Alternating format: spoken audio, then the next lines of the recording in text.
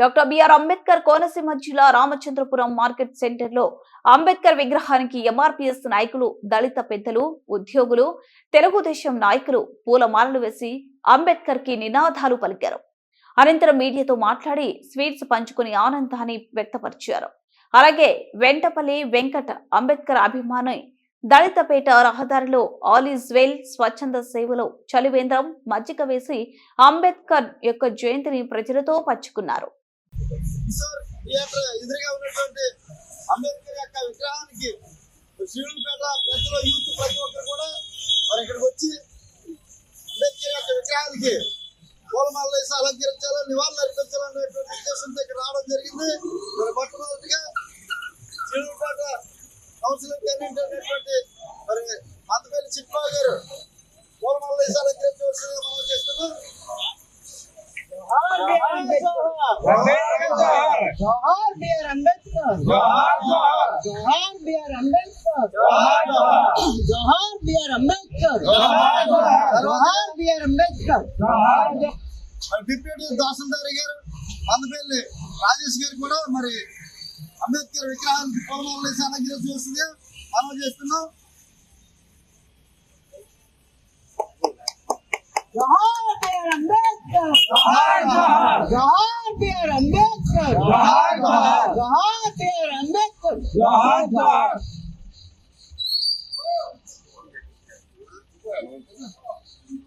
जोहार doctor BR Ambedkar, जोहार doctor BR Ambedkar,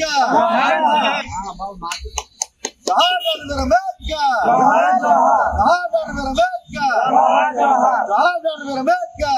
కలిపి మరి డాక్టర్ బిఆర్ అంబేద్కర్ యొక్క విగ్రహానికి పూలమాలలు వేసి అలంకరించవలసిందిగా మనం చేస్తున్నాం.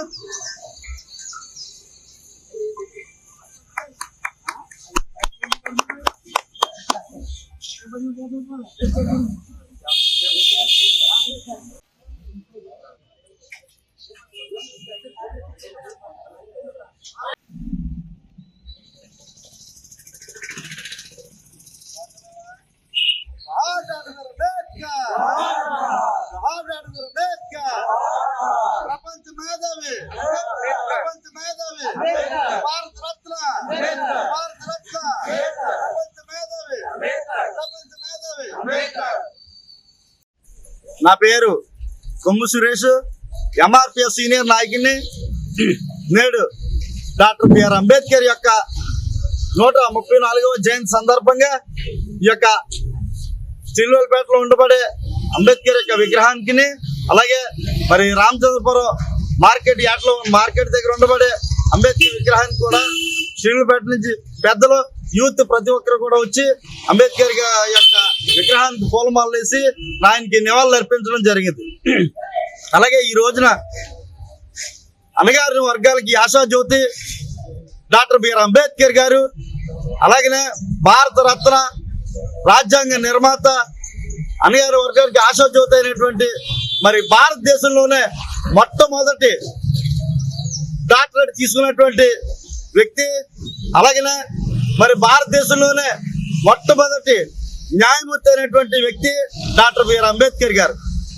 ఆయన అమోఘమైనటువంటి సేవలు ఈ భారతదేశాన్ని అందించడమే కాకుండా అణగారిన వర్గాలు ఎవరైతే ఉన్నారో వాళ్ళందరికీ కూడా మరి సరైనటువంటి విధానం కల్పించడం కోసం మరి రాజ్యాంగం రాసి ఈ రోజున మేమందరం ఇట్టి రీతిగా ఉండగలిగామంటే దానికి కారణం డాక్టర్ బిఆర్ అంబేద్కర్ రాసినటువంటి రాజ్యాంగమే. ఈ యొక్క రాజ్యాంగ ఫలాలు సరైనటువంటి రీతిలో అందలేని పరిస్థితిలో ఉన్నప్పటికీ కూడా మేము ఆయన యొక్క పేరు చెప్పుకుని బ్రతికేటువంటి పరిస్థితి. ఎందుకంటే ఈ యొక్క మరి రాజకీయాలు ప్రతి పార్టీలు కూడా ఆయన ఇచ్చినటువంటి భారత రాజ్యాంగంలో రాసినటువంటి ప్రతి హక్కులు కూడా పేదవారికి అందేటువంటి పరిస్థితి కూడా కనిపించలేని పరిస్థితి ఈ రోజున. ఎందుకంటే మరి ఈ రోజు ఇలా ఎందుకు చెప్పగలుగుతున్నానంటే మరి పేదవారికి సరైనటువంటి మరి నిధులు అందకపోవడం అనేటువంటిది జరుగుతుంది. అలాగే మరి రాజ్యాంగంలో రాసినటువంటి స్వతంత్ర హక్కులు, స్వతంత్ర మత స్వతంత్రం ఇచ్చినటువంటి భారత రాజ్యాంగంలో రాసినటువంటి హక్కులు కూడా మరి క్రైస్తవులకు కూడా అందలేని పరిస్థితి కూడా ఏర్పడుతుంది.